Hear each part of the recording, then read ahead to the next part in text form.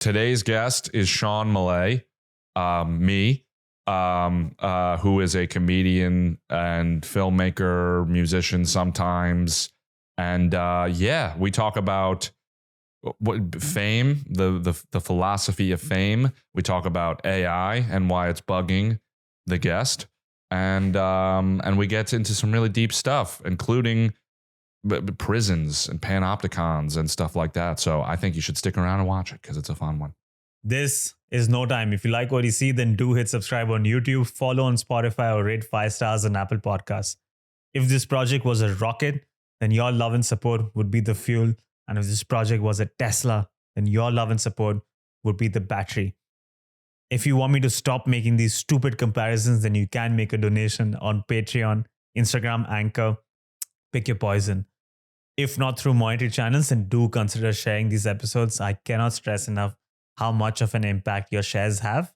For other forms of love and support, you can follow this channel on Instagram or Twitter, or follow me personally. I'm gonna make him an offer he can refuse. It's no time.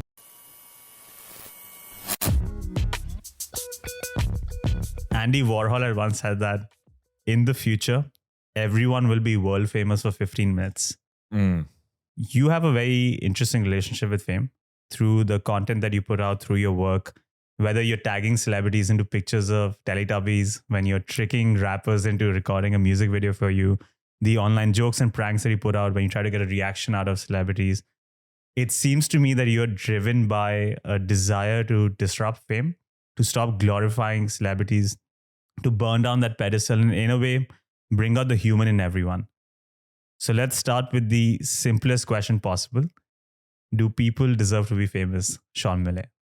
Oh, that's a good question. Do people deserve to be famous?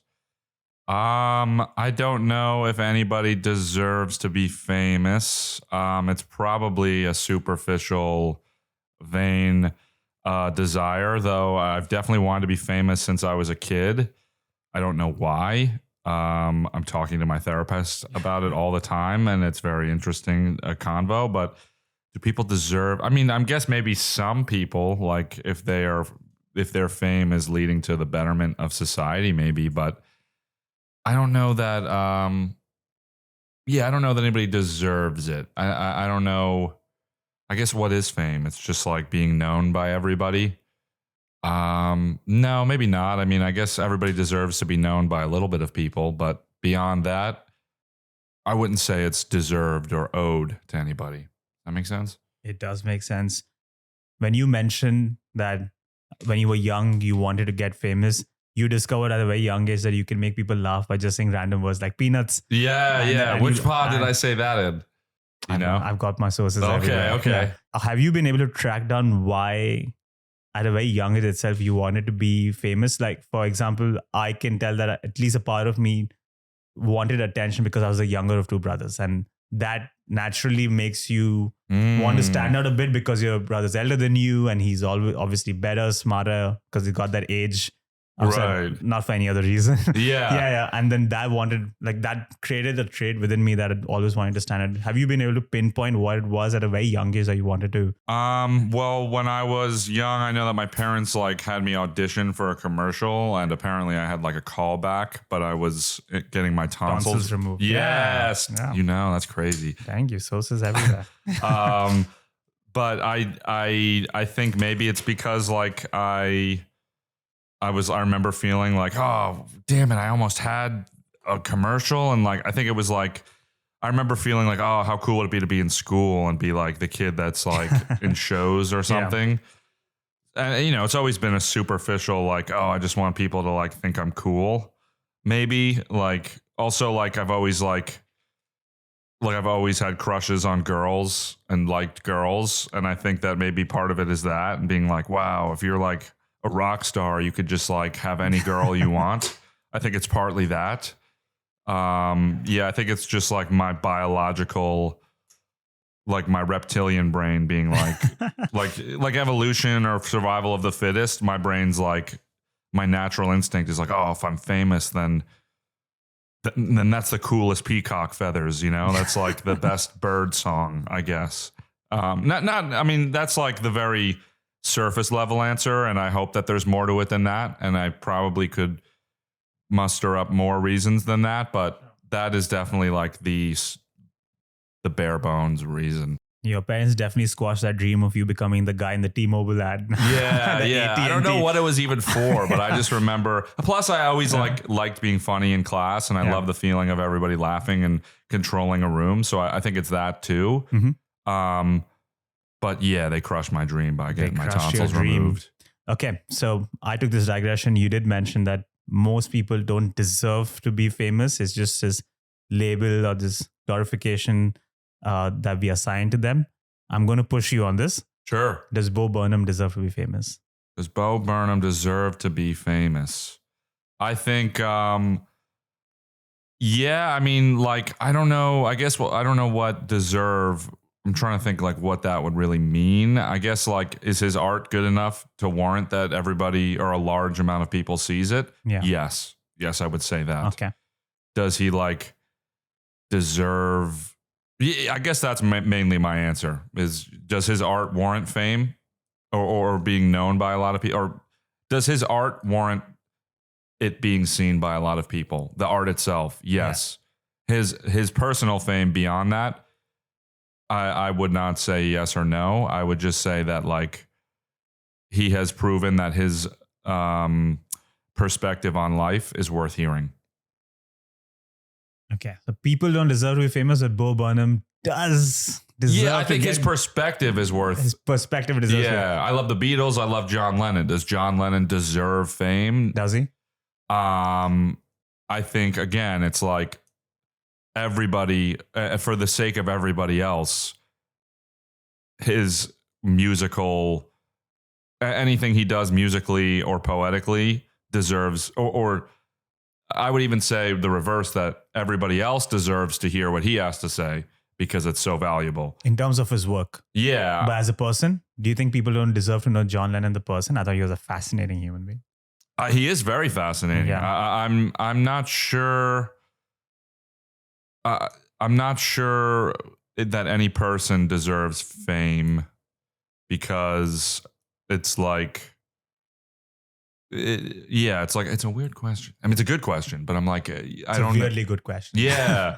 I don't know that anybody deserves fame. That's like, I think what they make or what they become famous for deserves recognition, and that themselves deserving anything is, I think, irrelevant to the thing that they would be famous for getting recognition. Does that make sense a little bit? It does. No, I agree. This is largely semantics as well. Yeah. And if you get recognition for work that you do that's really seminal, then I guess it's a byproduct that you will also get famous, and there will be. Right. The byproduct, I think, is like that. I think I'm less inclined to say is deserved as much as like, got it. The thing they made being like this Lego, if it's sick, that deserves the recognition. It doesn't mean that I, the creator, deserve the recognition. In an ideal world, you would want just the art, just the work itself to get the fame, but the person behind it can be decoupled if they want to be. I guess that's easy to say, but like here I am like upset about AI and stuff, and like it's just like going to be like a world where all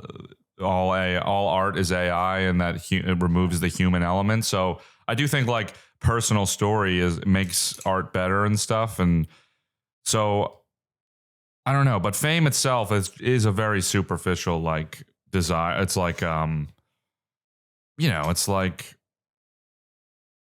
I can't really say, unless you're like Gandhi or MLK who's like trying to better society, I don't really know that the person themselves deserves fame. Yeah.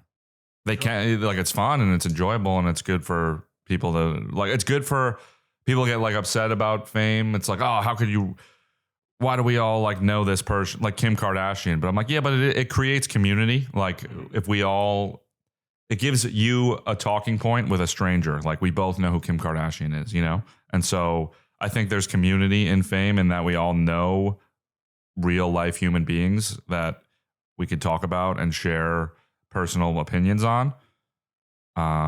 You brought up Kim Kardashian. I have a follow-up question for you.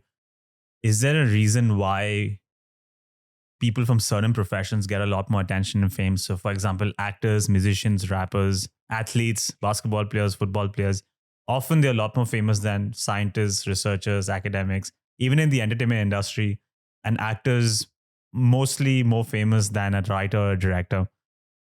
Do you have a hunch why we're so selective about who we decide to give more fame and attention to? I think it's just like more accessible. Like it's like, yeah, oh, why aren't scientists that cure cancer like or whatever or working? Why aren't they famous? It's like, I don't know. It's just, it's not as like sellable or interesting for the masses, you know? While I get that it would be sick if those were the kinds of people that were famous, it's just like not as easily, it's not as interesting on the surface, or I shouldn't say on the, it's not as like universally palatable. It's like not like, what would you rather watch? Like a guy in a lab for 8 hours, like trying, like researching, or Kim Kardashian talking about her ex-boyfriend. Like that's just like human nature. I'm like, I would love to know about, I mean, I wouldn't love to know about that, but like, it's just like, it's gossip and it's like, there's something inherently appealing about like the pop culture, just like the junk food media of sorts. Yeah. Like, and it's like, it almost feels like having a friend that it's like a one-sided friendship where we get to like know about this person's life. While maybe they're not like Kim Kardashian, for example, maybe she's not super talented or anything, but like she's just a character in this world that we all know now. And it's fun to see what she does, you know. Let's explore this further. I'm going to keep pushing you further and further down this path. I'm going to throw 2 quotes your way. The first quote is by a man named David Bowie. Not many people have heard of him. Sure. Who once said that fame can take interesting men and thrust mediocrity upon them. Heavy. And the second quote is by a woman named Oprah Winfrey. Once again, not many people have heard of her. Right. Who once said that if you come to fame not knowing who you are, it will define who you are. And while both these statements capture a lot, they seem to imply that there is something inherent, inevitable, unavoidable about fame that tends to make you less innovative and less adventurous. Whether it is the comfort of doing something that you know that has worked in the past, or it's like the fear of losing the money, clout, the recognition that you got from doing that one thing that has worked. Do you think that's true? Do you think fame, just the act of getting famous, let's keep all other external factors aside, just getting famous, the psychological impact of getting famous, do you think that itself comes with certain limiting qualities that can confine your style and box you into a status quo? Sure. I think, you know what the panopticon is? It's like the prison. Yeah. And like, so basically, you know, for context, if people don't know, it's like the prison setup where it's like, it's like around, like there's a guard in the middle and then every cell can see every other cell. And basically it like keeps prisoners that like super well behaved because like there's never a moment where you're not being watched. Yeah. And I think that's probably a little bit what fame is like, where it's like, it does limit you in that like, oh, wow, people are watching you all the time. So you probably feel less free to experiment or to be wrong. And so like in the case of what Oprah said, it's like, oh, like if you don't know who you are when you're famous, but when you don't know who you are by the time you get famous, what did she say? She said, if you come to fame not knowing who you are, it will define who you are from there on. Right. Yeah. I think it's like, because now you're like, you can't really figure out who you are by like experimenting and like learning about yourself. Now you're just like, oh my God, people are watching me, and you're like worried about doing the right thing or looking good in the eyes of everybody else. And so you don't get to like explore and be wrong so you could see who you are. Did that happen with you as well? When as you got more and more famous, did you find yourself getting boxed into a certain style? Well, I wouldn't say I'm like even remotely famous, but I do have like, I guess, a bigger follower count now. And I do find that it's harder to post things because I'm like, damn, like there's definitely less room to experiment because I'm like, wow, more people are going to see. Interesting. That like when I first started posting to TikTok, it was all like I had no followers and I could just like post, see if it did well, delete it, try again. Now it's like, if I post right now, I'll get like 5,000 views at least in an hour. And I'm like, that's a lot of people. And if it's not funny, they're all going to see it and I overthink it. Or I'm like, what if it's like somehow offensive and I didn't realize it? So like, it definitely, it's like a self-imposed big brother or like the Truman Show or something. Of course. Yeah. Is that a crippling feeling? Like, has there been a moment like you've just been staring at the screen, overthinking things, and you haven't posted the video for like the next 20 minutes? Yes, a little bit. I think more so even too when like people follow you, and then you're like, oh crap, like they're gonna see this, and I like this girl, and oh, like she's gonna see this like silly video I did, and is it gonna make her like not like me anymore or something? Like stuff like that is like sometimes a thing. So yeah, I do think that I'm sure fame is definitely limiting in that way if you aren't like able to, if you don't have the conviction to be yourself in the face of a bunch of people watching you. What does it take to break out of it? Like, does it take a really brave person, an exceptional person to break out of it? Or do you think some external factors like luck or circumstances also have to work in your favor so you can snap out of that? Yeah, it's probably just like talking to people until you can like, it's kind of like when you like, people are like, oh, we're just on a floating rock going through space.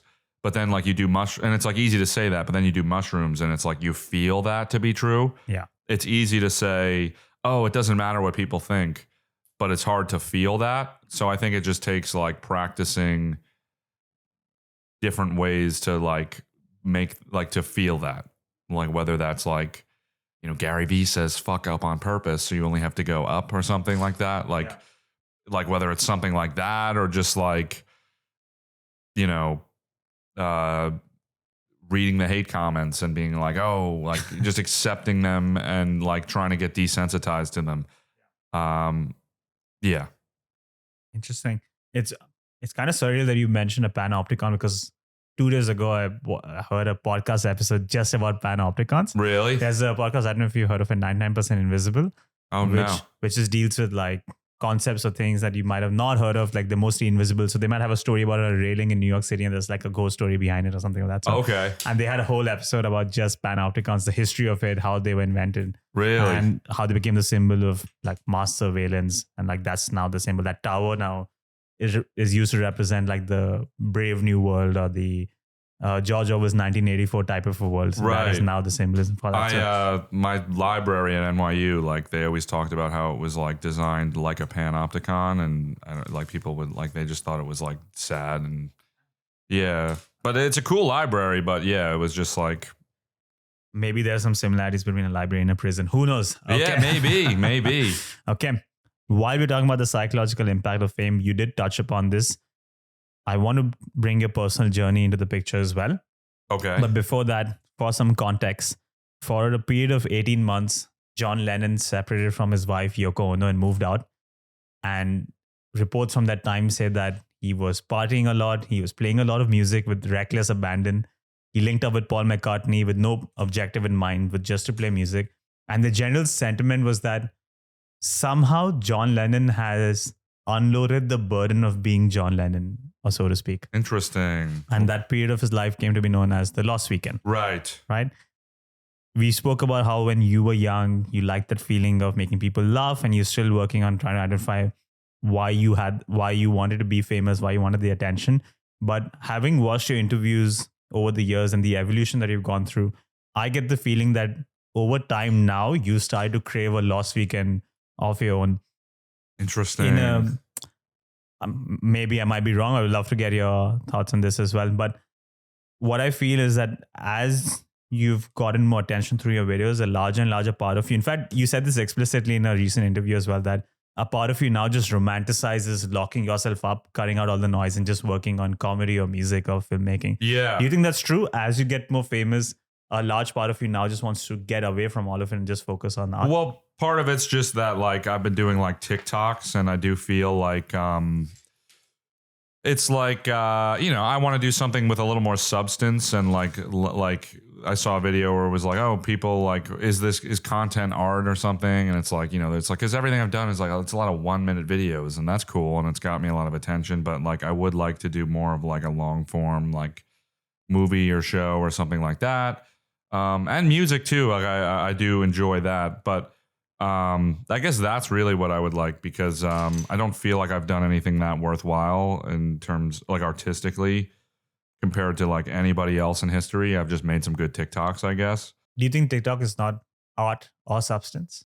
I think it's an important part of culture right now, and I think you can definitely have artistic flair in TikToks and stuff like that. But I do think like it's like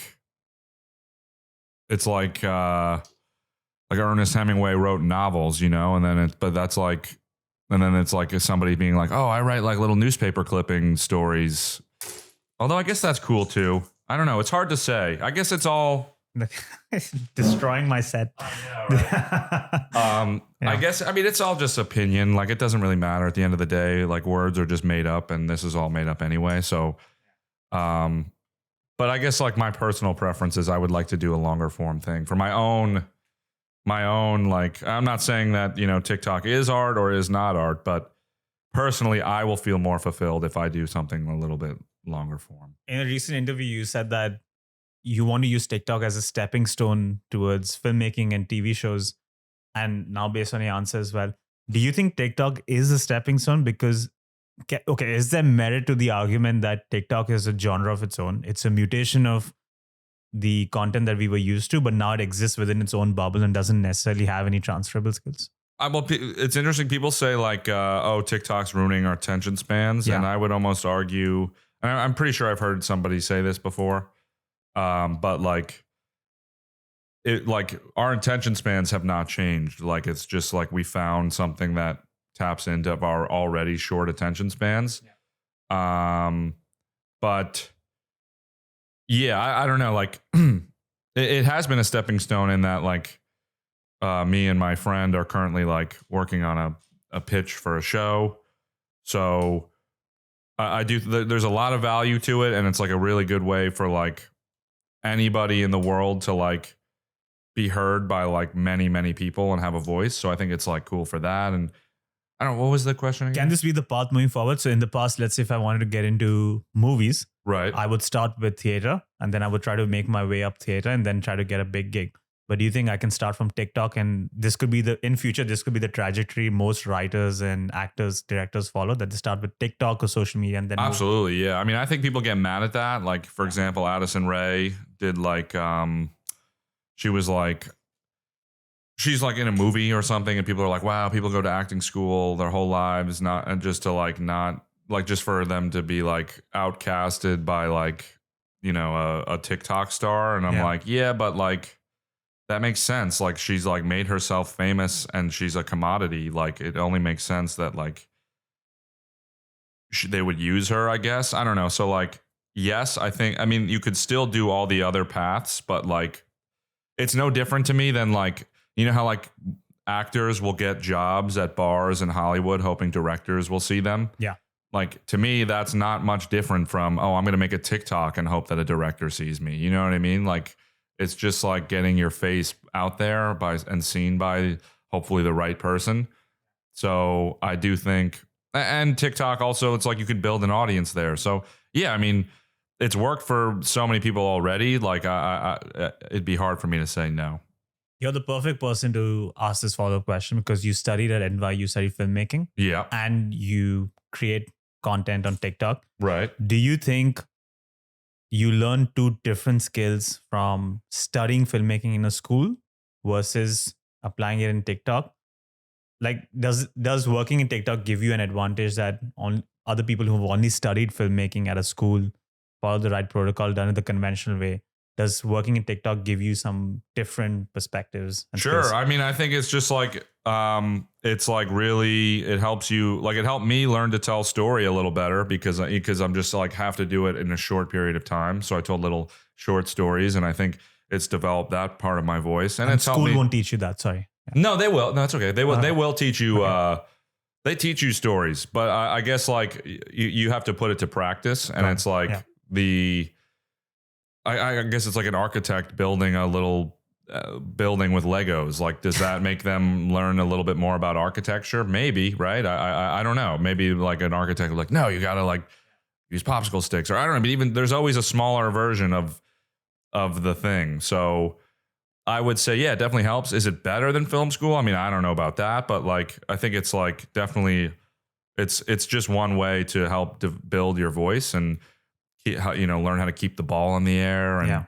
And, so I think it has its value for people. Like even like Bo Burnham, for example, was like, he did an interview with a bunch of comedians, and I guess like a lot of them would be like they didn't seemingly respect him as much because he was like he didn't come up in clubs. He came up online, and he was like, people. Is it the green room? Are you talking about? That interview. Exactly, yeah. And he said something like, oh, like they judge me for not like being in a room and not getting laughter. But he's like, you try, I'm paraphrasing, but he's like, you try, seeing somebody call you, I think he said like the F slur 1,000 times in the comments, like that's really hard. And so I guess my point is that like you could develop skills that like are applied to the real world through the internet or through making content online. It's an interesting shift that's happening. So Bo Burnham is a good example. Jake Paul, Logan Paul started with YouTube, now professional boxer, professional wrestler.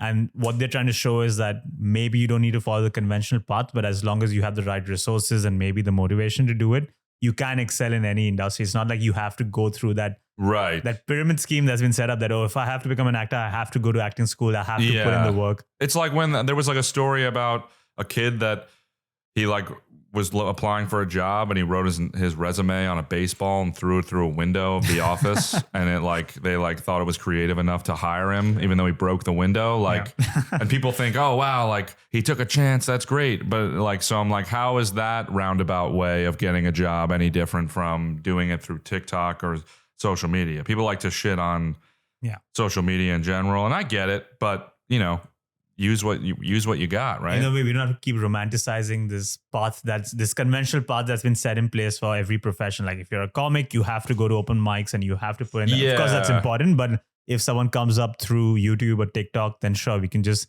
accept the journey that they've taken. Right. I mean, maybe they'll like, they might have different, like it might be harder to connect with certain comedians because you didn't go through a similar experience. But like, I don't know, if you're making people laugh and if you're making like audiences laugh, like, I don't know, isn't that being a comedian? Like, or are we just like mincing or like being really picky about words?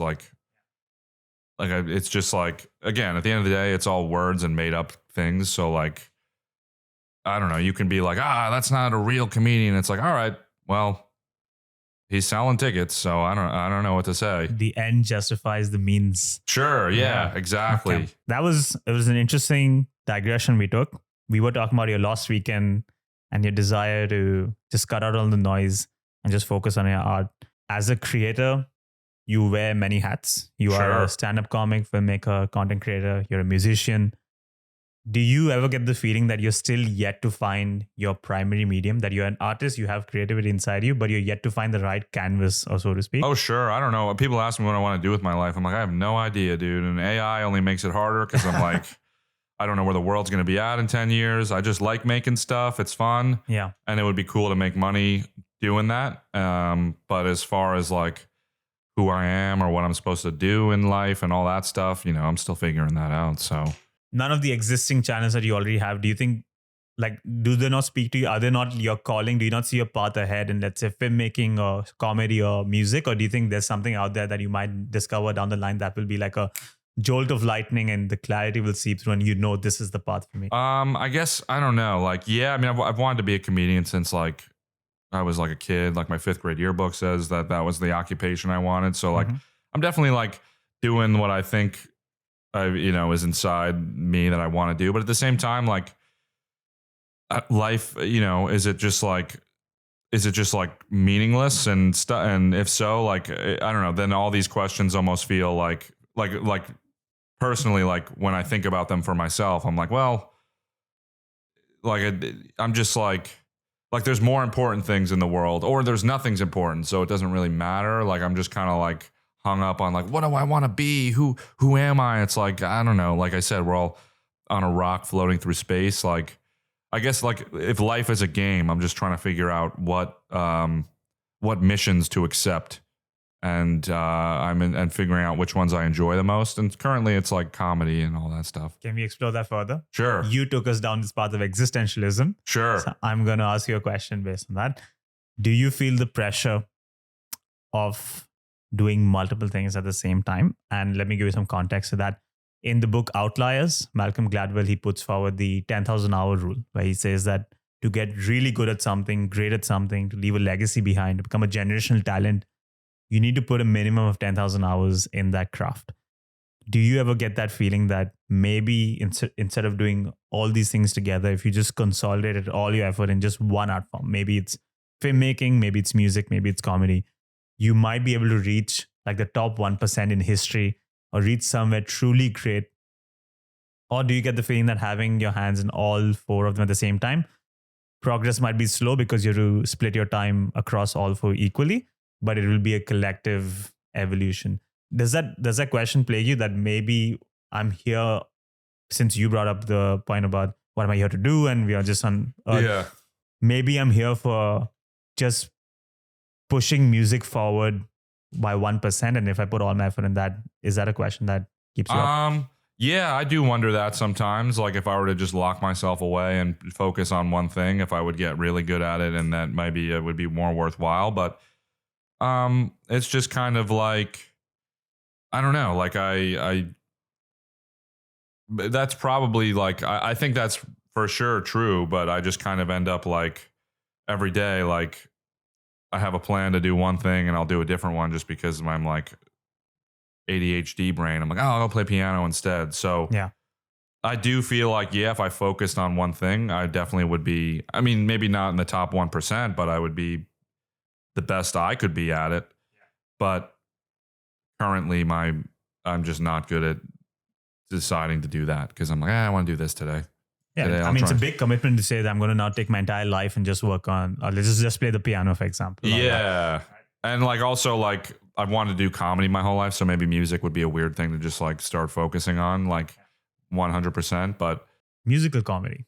Yeah. I tried last night. I was trying to make a song about AI, funny enough. But then I'm like, it's hard to, the focus required to like really do it. I need to like write the lyrics and then do it. So I ended up just like, it's more just like play. It's like playing with Legos, you know, like. Yeah, AI is living rent free in your mind. I'm going to ask you a question about it, but let's get to it after we finish the question about wearing many hats. Do you get the feeling that there's a difference between Sean the filmmaker, Sean the comic, Sean the TikToker, and the musician? Are they four different personalities, or is it the same person behind the mask and all of that? It's the same person. I don't even like I recently took that out of my Instagram bio because it just felt like almost like, I don't know, like I just like branding myself like that just felt weird. Like I'm like, yeah, I'm a musician. Like, I don't know. So I just feel like somebody that likes making stuff. Like, you know, when you're like at a diner and you're drawing on the placemat, like it's just kind of what I'm doing. I'm just like going through life, playing with stuff. It's play. That's what it is. So I don't see it as like, I'm not like, yeah, I'm an artist. I like do this and this. It's more just like, yeah, I like playing with that. It's like all like toys. Do you not get the feeling that when you're making movies, let's say when you're making Turtle in the Sink, for example, that shows more depth to you in comparison to maybe a TikTok video? I'm just making a speculating. Yeah, definitely. But that requires more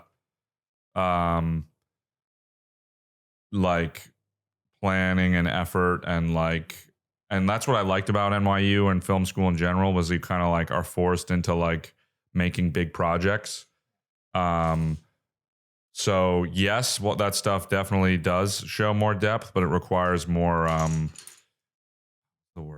self-discipline and the foresight to like, or I guess like the foresight to want to do it. So would that then be like a different personality? Because so I can see a more profound Sean through the filmmaking aspect, right? And maybe I can see the more fun, let's say just the goofy Sean through TikTok or through stand-up, right? Would that then be two alter egos, or are you trying to merge them so that maybe in the future you can also do something more insightful on TikTok? Not that it's not to say that no worries. Yeah. But like maybe it would start having the same type of theme where your TikTok and your filmmaking merge together, or you think they're two separate things? You just do comedy videos on TikTok and you do a mix. I guess I don't really think about it. I'm kind of just in this place where I'm like, when I think of an idea that's like makes me laugh and I'm getting excited to do it, I'll just do it. Yeah. I definitely have tried to be more like philosophical and like with ideas with TikTok, because like I like, even since like I remember in film school, I'd write like scripts that would try and be profound or whatever, and then sometimes that just ends up sounding like douchey or corny or something. But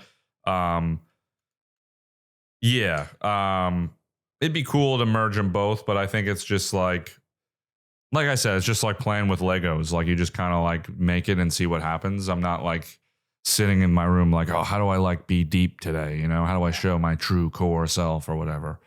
Unless I'm sad about a girl, then I might do that, because then I'll be like trying to like peacock or something. That's the impetus. That's what you need. Yeah. I think that's, if I got a girlfriend tomorrow, I'd quit everything. I'd quit comedy. No, I wouldn't. Well, hope you stay single. Yeah, right. Because let's not manifest that. It's just like getting a job in a cubicle. Yeah. If that's what it takes, well, ladies, stay away from Sean. Yeah, right. Well, I think you're underselling it, because when I watch your comedy or watch your videos, it's not just play, because there's clearly a lot of thought that's gone into it. In fact, this reminds me of the videos you made with Mark Norman, writing a joke segments. Sure.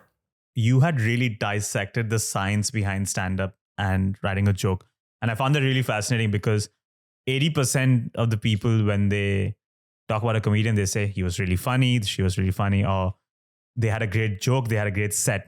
And that's where the conversation stops. But what you and Mark were doing in that video was, in a way, dissecting why did the joke work the way it did? Whether it was the pacing, the delivery of it, was it the style? Did the comedian use subversion so that they were leading the audience down a path and suddenly the punchline had more impact? Or whether they were using a fake story and trying to amplify that further for comedic effect? Right. That was very interesting. So that cropped up the question, if you're an aspiring stand-up comic, if you're a student of stand-up comedy, what do you think is the better approach? And we spoke about going to school versus using TikTok as well. Do you think for an aspiring stand-up comedian, it's better that they study comedy, they study how to write a joke, and really those elements that we broke down, those tools that you broke down, work on incorporating that and then put those reps in at an open mic? Or it's better for them to just get out there in the world, travel the world, meet new people, have new experiences, and that might give them the perspective and the depth to become a good comic? I think it's probably a little bit of both. I think Mark even said, like, you don't want to, people use that as an excuse not to write. They're like, oh, I'm just going to go live my life and I'll think of jokes. But I think it's like, if I had to guess, and I mean, I guess it's different for everybody, but like, it's kind of like learn the rules. So like learn the craft, like let's say if it was music, it's like you learn music theory and then like you can kind of like start to make music and apply it. And you don't have to think about music theory, but like it's just built in your head now and you kind of like have a built-in intuition for making it. Yeah. I think it's so like, I would imagine like if I had to get really good at stand-up really fast and nothing else, I would probably study like some of the science of it, like, you know, subverting expectation or context, breaking context, or like stuff like that, or exaggeration. And then then I would stop thinking about it and just start writing and let it all just be like, you know, in the back of your mind. And then, life, like, I think it's like the part of like going out and living, like that's like, you can mine the funny from like experiences, or something might happen and you'd be like, wow, I couldn't have wrote that. Like, I think that's important too, but it's probably a mixture of both, a healthy balance. Mind the funny. I like that phrase. Yeah. Is there a name that comes to your mind for like a technically superior comedian who has studied it and you can see that in the set, the way they've crafted it? And is there a name that comes to your mind for the opposite? Someone who's naturally funny, who you know probably hasn't used those tools, but has so many funny stories and experiences that just makes him. Is there a name that comes for each? Mark Normand is like a genius with the craft and understanding the science. Shane Gillis has like, I mean, I'm not saying he doesn't know the craft or anything, but like he seems more like intuitively, he just like knows how to be, like he is just funny effortlessly. Which Mark is too, but like you could tell he's a guy that studies comedy, and Shane is just somebody where I'm like, wow, like he just like came out of the womb funny, I think. Do you gravitate towards one style more than the other? It's like the Messi Ronaldo debate if you watch soccer, where it's like Messi, they say, is more naturally gifted, and Ronaldo's clearly worked hard. You could see his evolution over the years. Yeah. I would even say like I feel like the Beatles, like Paul, I think is like I think he's somebody that worked hard at it and like kind of like was more scientific about it, and then John was like effortlessly would just like come out of him. So I do there is something a little more magical to me about the ones that like it just comes out of them, but I enjoy both. Like I'm not putting one above the other, but like I do like John Lennon a little more than Paul McCartney. I'll say that. So can that be defeating? In the movie Amadeus, it deals with the story of Mozart being this gifted. Of course, it's a fictionalized version as well. Right. Not to imply that he didn't work hard, but it implies that he was this prodigy where God just shone through him and he didn't work as hard as the others. Is what is the story that the movies had.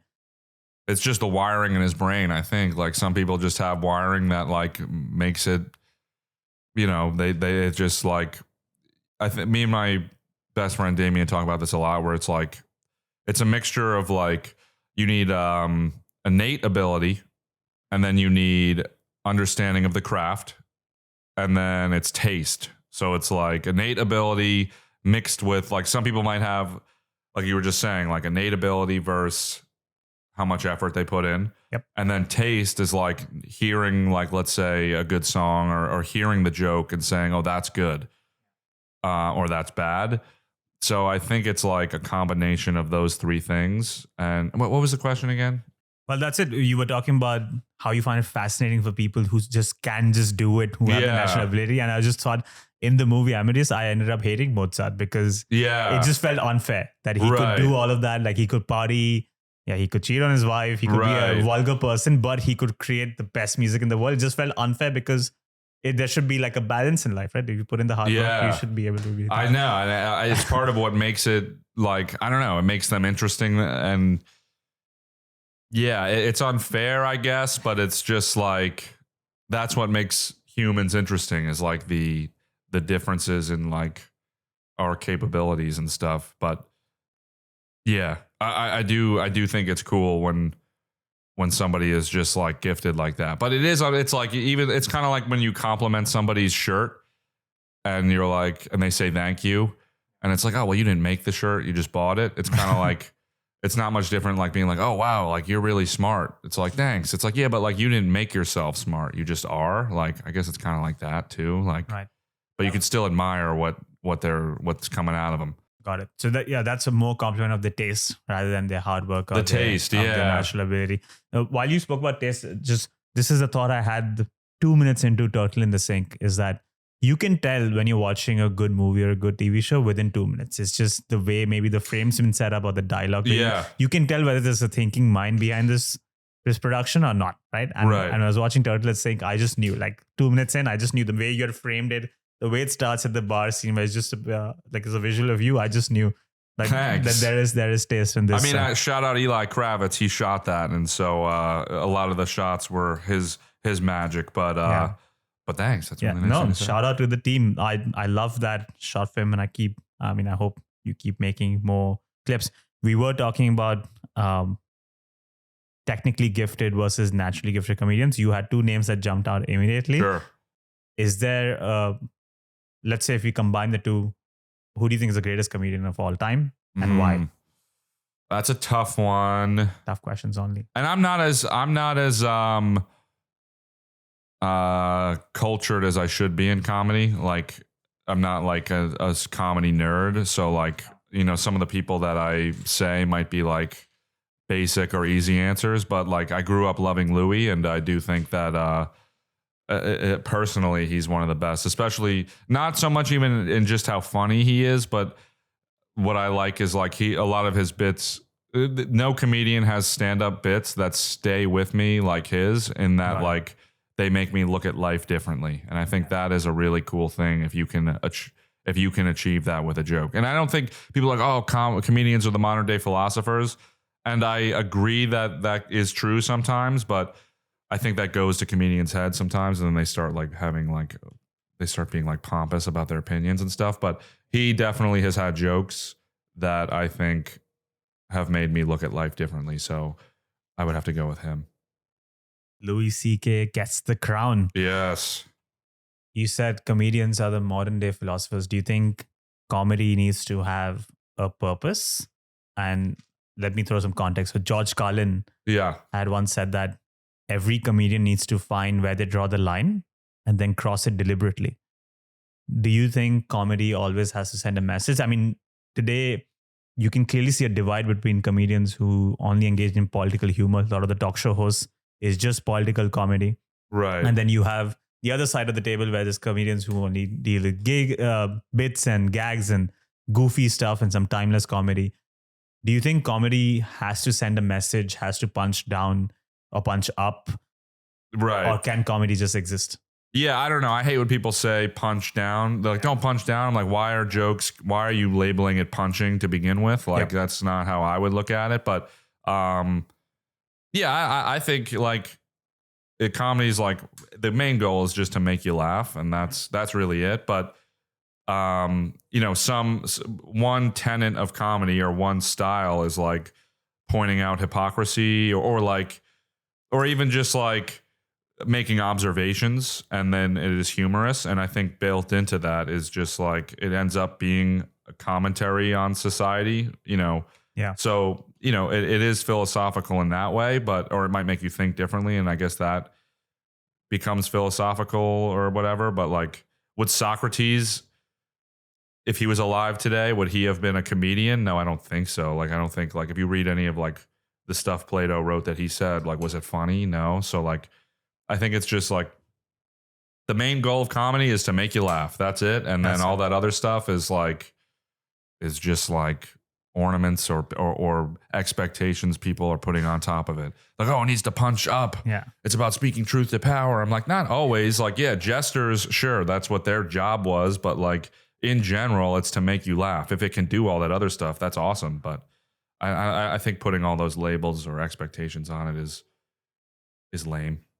Is lame. It's like saying, "Oh, music needs to make you feel like you did as a child." It's like, what are you talking about? It's just supposed to release dopamine in your brain. Like, that's really it. Like, if it does that for you, that's awesome, and that makes it a little bit better. But I don't know why limit yourself or your ability to enjoy art based on if it's fulfilling your expectation of what it needs to be, or whether it's like doing a political service for you.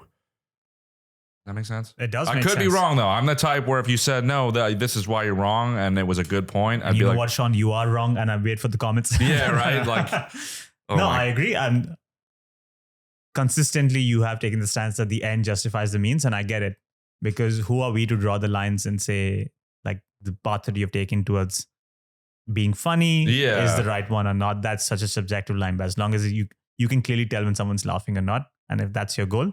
But I also do think like people are like, I think there's like a reverse to that. Like if you use comedy to be like, you know, like if you like, you're like, yeah, white supremacy is cool, right? How everybody's laughing. And then you're like, no, but really, right? Like if you like keep, like you could use it to like sway people and like, it does shape how people think, the same way Louis' bit made me look differently at life. Like I do understand people's perception of like saying like, oh, like, you know, it's like, because people are like, oh, it's just about being funny. Like I could see the reverse sometimes, but for the most part, to me, it's just like, does it make you laugh? Yes or no? And then it's sometimes I would even say it's the responsibility less of the comedian and more the audience member to realize this is a joke and that I shouldn't take it serious. Does it make you laugh? So let's bring AI into the picture. It's been living rent-free in your mind. Yes. We spoke about comedy not needing to have a purpose, and we don't even need to care about the source and the journey it's taken, as long as it makes people laugh. Right. Do you think if AI can tell jokes now, and you know AI is not making that joke on the spot, it's reading through data. It's got a function that will only track whether people are laughing, and it'll continue to iterate through it until it make people laugh. And it'll combine multiple things until it gets a laugh out of it. Do you think an AI can be funny? Effectively, what we're doing is a open mic that the AI is doing in a virtual form 10,000 times in quick speed, and it finds out the joke that works, and it just starts saying that. Do you think an AI is naturally funny? I think that based on what I've seen, and I mean, I'm also like an anxious person, and I guess maybe I'm assuming the worst or whatever, but I mean, I do think, if you asked me a year ago, I might have said no, but like I do feel like, and I've talked to like comedians I really respect who, and because I'm like, oh, I'm anxious about AI, and they're like, no, it could never be funny. It doesn't understand like human emotion and all this stuff. And I'm like, I don't know, like, I think you're just like putting art on a pedestal, like I have. Like, I think there is like a science to it that could be explained, and if that is true, then yes, AI can make art. Like, it's just going to be like, oh, like humans think. Like, for example, I looked up on ChatGPT. I was like, I wanted to try something, so I wrote like, oh, I love the movie Ratatouille because it's about a rat who wants to be a chef, and that like directly contradicts his goal, directly contradicts who he is, because rats are not allowed in the kitchen. It's a great premise. So I said, give me like 10 premises like that. And one of them was like a vampire that wants to be a daytime talk show host, but he can't go because it's, he can't go in the sun. I was like, that's a great idea. And like, I mean, it took me telling it to pair, like I gave it the prompt, but again, that was like, I was able to verbalize what made it funny, and then it was able to give me something that was funny. So like that just to me says, okay, comedy can be explained in words, and if that's the case, then why can't AI just use the parameters set for what makes comedy funny to make comedy, I guess. I think every joke that you think that in hindsight, we could look at any joke and say why it's funny. So if that's the case, if it's not some inexplicable thing, then there's no reason that AI can't eventually be funny, I think. And that's what scares me. Because I'm friggin'. Yeah. Well, way to take us down this horror. Well, I guess show. That's the other thing. I do think like I'm like a pessimist about it because it's dipping into my bag, I guess. Like I've been like working at this my whole life, and I'm like trying to like make a living off it. And now you're telling me, oh, machines are going to do it. So like, I guess like if you can make a machine that can do all that, like why wouldn't you, I guess? Like who am I to say don't do it? But I do feel like Neil deGrasse Tyson, apparently they asked him like, oh, like AI is going to take every job. And he's like, that's great. Then we can just go sit on the beach.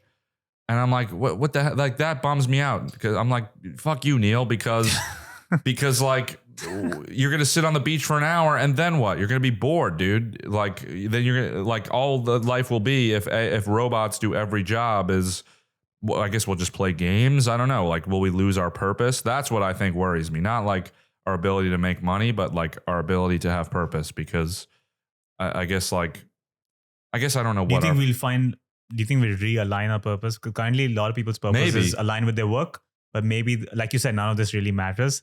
So maybe once AI starts taking all the menial tasks and sending all the emails, working Excel sheets, Outlook, that's taken care of, then maybe we might realign our purpose and do what Neil deGrasse Tyson was implying. Just think about the universe, lie on the beach. Maybe, yeah. Like maybe we'll have to like become monks, or like we'll reach enlightenment because or we'll be so addicted to whatever AI is making for us, which is like, I mean, it's not like we're going to sit on the beach with our little AI, headset and look at everything like in the end of WALL-E when they're all in the chairs, like either that or we'll be like, well, I have nothing to do to contribute value to the world, so I'll just go inward.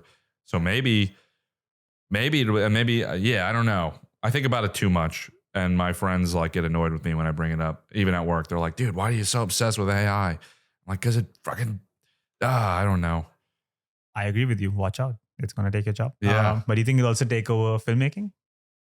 Well, now there's text to video. I mean, there's text to images that look real. I mean, everybody thought Trump was arrested because of that one AI image, and there's a picture of the Pope in a bomber jacket that looks real.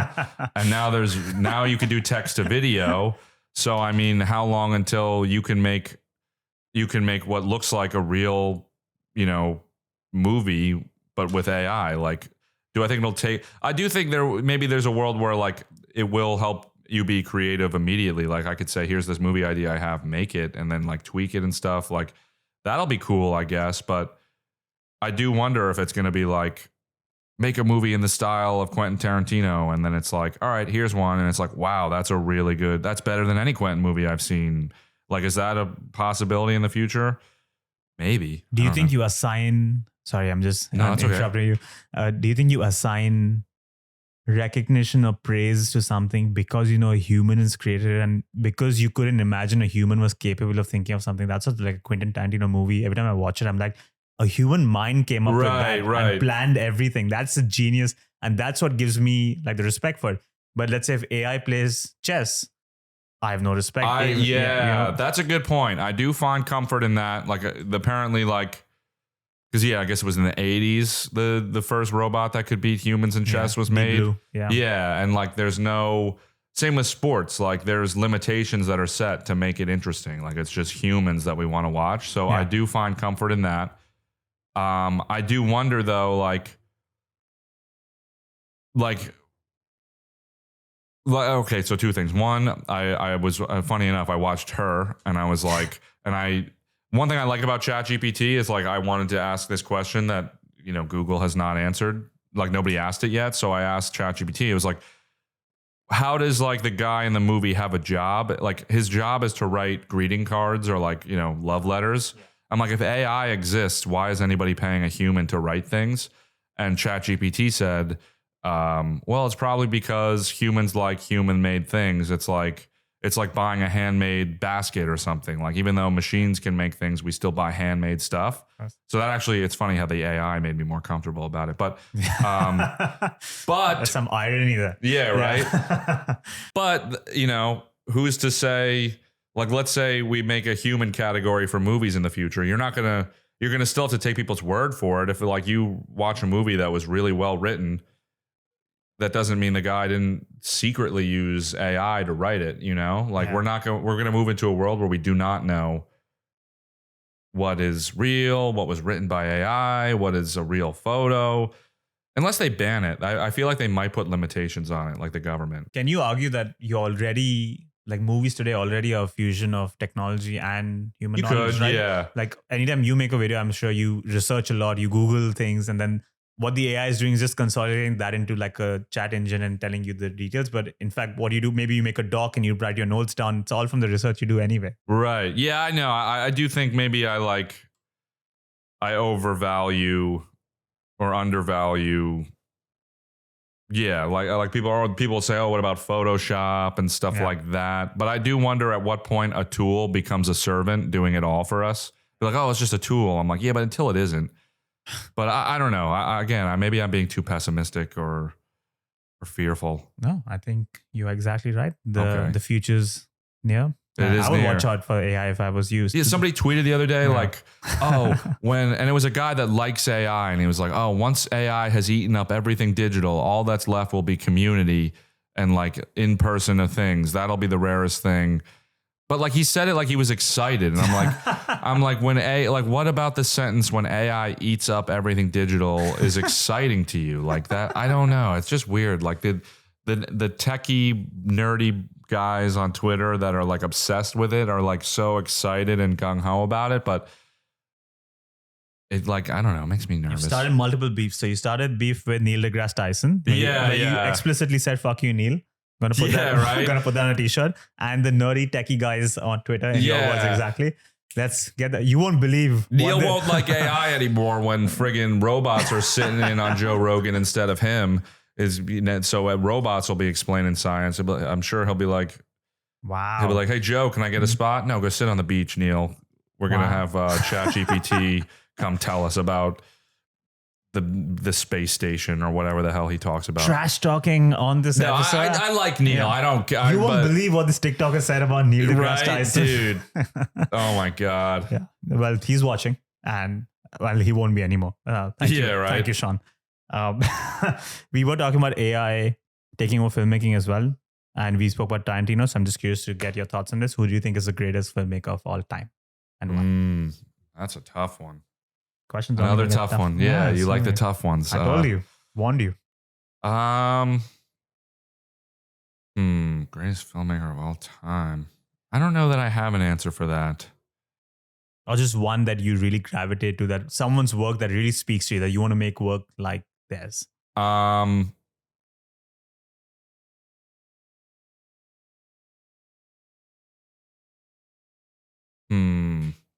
put you on the spot.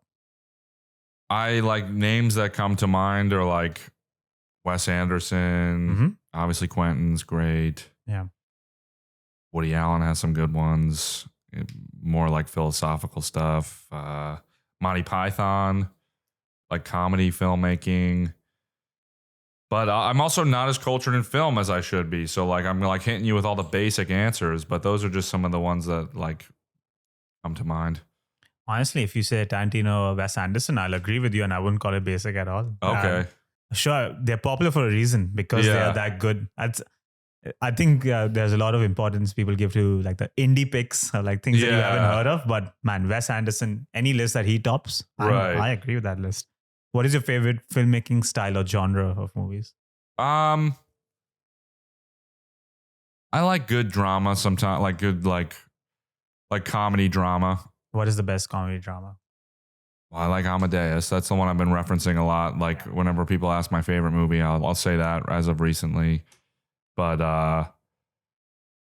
yeah, I would say that. But there's also like I'll go home later and be like, that was the one. Yeah. So it's like you can email me later. I'll edit. I'll AI generate you saying it. Sick. There we go. Yeah, like it's it's like seasonal how you feel about movies or shows. That's like true. Yeah. I'll like a song today, I'll play it 1,000 times, and I'll hate it in 2 days. So like, it's just like changes with the seasons. Yeah, that makes sense. Let's start moving into a final question. But before we do that, I would love it if you can interpret what masterpiece you've been building throughout the episode. I made the, here, I'll get this. Looks like a panopticon to me. Yeah, the panopticon with a little AI robot guard tower watching over.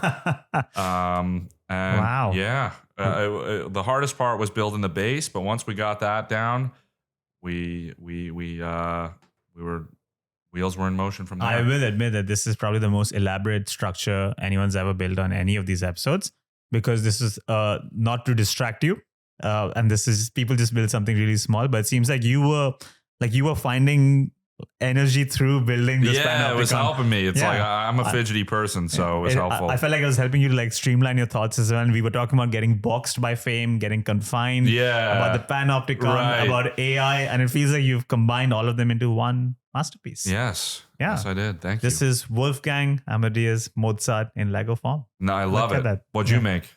Well, I did this and I gave up quickly because I thought I'll never be able to beat that. No, it wasn't a competition. Look, you've if anything aided me. So this is the outside guard tower, just in case anybody escapes. That's it. I'm Antonio Salieri. How do you say it? Yes. To your Mozart. Hell yeah. You can see it in Lego form. And you know what's funny? I think that the modern day version of that movie is AI versus like AI's Mozart, and then I'm Salieri in my mind. I'm like, that's what I think we're moving towards. Well, all humans in general will be Salieri. But look at the parallels. What is that movie? Damn, I hope that I've bummed out people watching about this stuff. It's just been on my mind and I keep bringing it up. And then my friends are like, stop talking about AI. I'm like, I'm sorry. No, it's the most interesting thing. Maybe they look back at this episode and be like, you know what? Sean he was the harbinger of truth. And or they'll be like, wow, he was wrong. Yeah. Like, look, we said our boy who cried wolf, and then look at that. He was the one. We should have listened to him at that point. So yeah, this is revolutionary, what you're doing at this stage. Yeah. Cool. Okay. We've got the masterpiece ready. Final questions for you. What are some books, movies, or role models that have strongly influenced you in your life? Life of Pi, weirdly, was my favorite movie in high school. Why weirdly? Just because it's like, it feels like when I ever say I like that movie, a lot of people are like, when I used to say it was my favorite movie, they're like, well, that's random, because I did comedy and stuff, but it's just something about the music and the visuals would touch my soul somehow, and so that would always inspire me. The Beatles, I'm obsessed with. I just can't get enough of their music. Books. I read Picture of Dorian Gray like probably a year or two ago, and I really liked that one. But Shakespeare. I read a lot of Shakespeare. That's probably the biggest thing. Like in college, I read like 18 of the plays, and there's like tons of quotes I think about all the time. It's just great. That's a great list. Yeah. What is the most important thing you have learned from observing Gary Vee? A lot of things, but I like what he said recently about not letting your ego get wrapped up in what you do. It's just like, to him, it's just play or something like that. He's just playing. And I think that is a good way to go about life. Don't like let your ego and be wrapped up in what you're doing. Just like have fun. And it's life is a video game, and just enjoy it while you got it, I guess. That's good advice from Gary Vee. In your Writing a Joke segment with Mark Norman, he put forward the interesting thought experiment that it'd be fun to think about what will be written on your obituary, on your tombstone. So let me turn the question on you. What will be written on your tombstone? Hopefully Sean was supposed to be here, but he's immortal now. So yeah. No, I don't know. Maybe because of AI. Yeah. You uploaded your consciousness. Yeah, maybe. Yeah. No, or what'll be written? The year will be an exponent, because it'll be like something like so I'm like I die in thousands of years, sure. And it'll say like I don't know, he tried. Very interesting. Do you know Charles Bukowski, the poet? No. His tombstone says, "Don't try." Don't try? Don't try. And the idea behind that was that you'll never, like, if you keep trying, keep obsessing about trying, like, you'll never reach something. That's cool. Yeah. All right. Mine says he tried. He tried. His says don't try. What is his name? Charles Bukowski. He's a poet, writer. Yeah. Very interesting that you landed on that. Last two questions. What would you like your legacy to be like? What do I want my legacy to be like?